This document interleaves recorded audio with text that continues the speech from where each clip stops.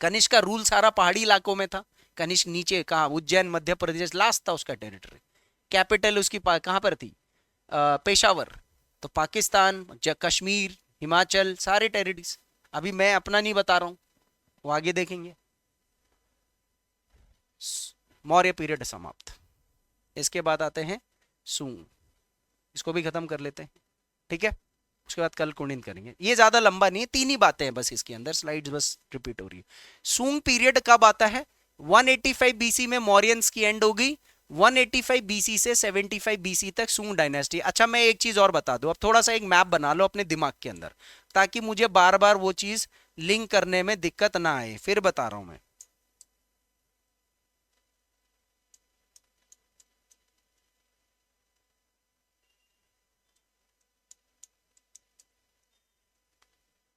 कहानी देखो, ठीक है। किस टाइम की, पोस्ट मौर्यन 185 बीसी से लेकर के 75 बीसी तक, अप्रॉक्स याद रखना, हर किसी का सेम नहीं है। ये 200 साल क्या हो रहा था उत्तराखंड में, ये देखना है मुझे, ठीक है। मौर्य तो खत्म हो गए, एक इंडियन डायनेस्टी आई यहां पर जो बड़ी होने की कोशिश कर रही थी, और एक फॉरेन डायनेस्टी आई जो बड़ी होने की कोशिश कर रही थी। इसको मैंने ग्रीक बोल दिया है, हालांकि इनको हम बैक्ट्रियन बोलेंगे, बट ग्रीक ओरिजिन के थे तो मैंने ग्रीक लिख दिया। अब कभी ये आएंगे, कभी ये आएंगे। अब मैं इसका आपको लॉजिक बता रहा हूं, दिमाग में क्या डालना। सूंगो जो है, मौर्यस तो थे उत्तराखंड में, सूंग उत्तराखंड में नहीं थे, कंक्लूड कर लेंगे अभी। बट जो बैक्ट्रियंस हैं ये जरूर आएंगे यहां पर, क्योंकि सूंग नीचे नीचे की टेरिटरी में थे, तो बैक्ट्रियंस ऊपर पहाड़ी पहाड़ी वालों की तरफ गए इस तरफ। तो इनका इन्फ्लुएंस था हमारे ऊपर थोड़ा बहुत, इनका इन्फ्लुएंस हमें बहुत ज्यादा दिखा नहीं है। अब इन्फ्लुएंस कैसा था, डायरेक्ट था, फ्रेंडली था, या वो चीज हम कंक्लूड करेंगे, दैट्स इट। ये मैप आपके दिमाग में होना चाहिए, क्योंकि ये दो पैरेलल डायनास्टीज हैं। भाई मैंने बोला मौर्य के साथ उत्तराखंड, तो मौर्य ही मौर्य था, कोई और थोड़ी था वहां पर। आप समझ रहे हो, जब पैरेलल चीजें चल रही होती है ना, दिक्कत तब आती है। क्योंकि फिर क्या होगा, कभी ये आ रहे हैं, कभी ये आ रहे हैं, और यहाँ उत्तराखंड इतना सा है, यहाँ के राजा परेशान हो जाएंगे। आज ये फैल गया तो इसके अंडर में, कल वो फैल गया तो उसके अंडर में। भाई वो बोल रहे हैं हम अपने खुद के ही उसमें इन्फ्लुएंस में रहेंगे। तो पोस्ट अशोकन, अशोक के डिक्लाइन के बाद जो मौर्य एम्पायर है, अरे मैंने क्या लिख दिया, हाँ ठीक है, ये लिखना, ये वाला लाइन मत लिखना।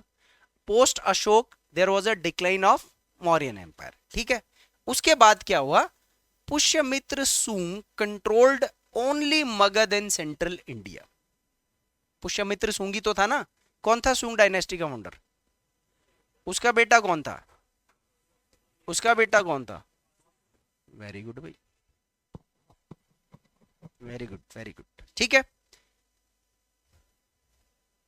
आसपास, हमारे आसपास कुमाऊं और थोड़ा अयोध्या और थोड़ा नेपाल वाले टेरिटरी में एक महाभारत कालीन वंश अभी भी था, जिसका नाम था अहिछत्र पांचाल्स, थे ना। तो वो कह रहा है सुंगों के अंडर में, देखो यहां पर ये उत्तराखंड का मैप है, और ये आपका नेपाल का हो गया, और ये यूपी का हो गया। तो ये टेरिटरी में कौन थे अभी भी, पांचाल्स। इधर कौन होंगे, कुलिंद, ठीक है। वो कह रहा है कि ये, और यहां पर कौन थे, तो सूंग डायनेस्टी वालों ने इनको तो कंट्रोल कर दिया, वो इधर नहीं पहुंच पाए। तो इस टाइम पर कुलिंद इंडिपेंडेंट रहे, कंप्लीटली इंडिपेंडेंट। मजा आ गया कुलिंदों को। सेंट्रल हिमालय, यानी कि जब मैं सेंट्रल हिमालय बोलूंगा तो कौन सा रीजन है, हिमाचल और उत्तराखंड। यहां पर क्या हुआ, यही तो बताना है ना, यहां पर क्या हुआ। The Kulind region was fully independent. कभी कभी क्वेश्चन आ जाएगा कि कुलिंदों से कि किस किंगडम्स में थे, और किंगडम में fully independent. Hence the Sunga authority did not extended into central Himalayas foothills. यही निकाल लेना, ये लिखने की भी जरूरत नहीं है।